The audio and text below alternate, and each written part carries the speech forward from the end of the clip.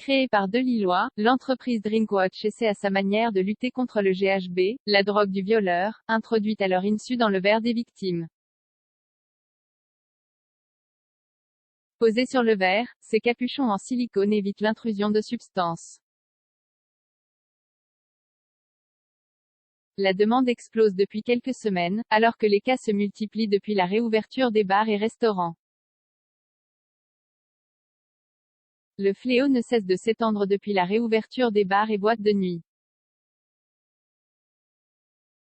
Surnommée la drogue du violeur, le GHB est une substance incolore et inodore versée à leur insu dans le verre des victimes. S'ensuivent des trous noirs, des agressions et des viols qui se produisent après les soirées.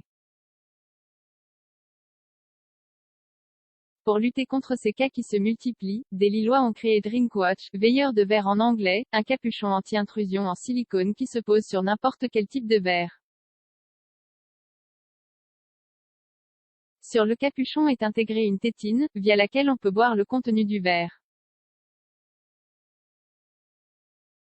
C'est un pansement pour lutter contre un problème de société énorme. On ne peut pas éduquer les personnes mal intentionnées, mais on apporte un outil de prévention supplémentaire à la vigilance de chacun, explique Antoine Dehaye, 32 ans et cofondateur de Drinkwatch. Une idée née il y a 4 ans. L'idée de ce capuchon protecteur lui est venue il y a 4 ans. Avec son père, ancien patron de bar, le jeune homme, qui est aussi DJ, s'inquiète du départ en Espagne de sa sœur en tant que fille au père. À l'époque, les cas de GHB se multiplient surtout de l'autre côté des Pyrénées. Alors, la famille, qui connaît bien le monde de la nuit, cherche une solution pour protéger la petite sœur. L'idée de base était faite pour protéger ma petite sœur mais, en parlant autour de nous, on s'est rendu compte que ça arrivait à beaucoup de monde même si personne n'en parlait. Il y avait un vrai tabou autour de ça. Du coup, on a essayé de trouver des protections afin de fermer le verre. On a commencé à faire des dessins, à travailler sur des prototypes avant de dévoiler tout ça au grand public fin 2019, raconte l'entrepreneur. La demande explose depuis la rentrée sauf que les tests grandeur nature ne durent pas longtemps. 3 mois plus tard, le Covid arrive et ferme tous les bars et boîtes de nuit. De confinement en confinement, l'entreprise vivote jusqu'à septembre dernier et une reprise intense de la vie nocturne. On avait déjà des clients avant mais depuis la rentrée, on fait face à une demande très importante. En 1 mois et demi, on a déjà vendu les 3/4 de notre stock, confirme Antoine Dehaye. Le stock est vendu exclusivement aux pros de l'événementiel comme les patrons de bars, boîtes de nuit ou même des associations étudiantes.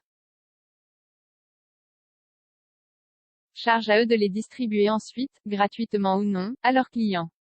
Aujourd'hui, 200 établissements de toute la France ont décidé de se fournir en Drinkwatch. Ça commence à entrer dans les mœurs des clients. À Lille, le bar Le Cartel en a déjà commandé 300 en 3 semaines. La faute à une actualité récente assez anxiogène. Le concept cartonne malheureusement grâce à l'actualité.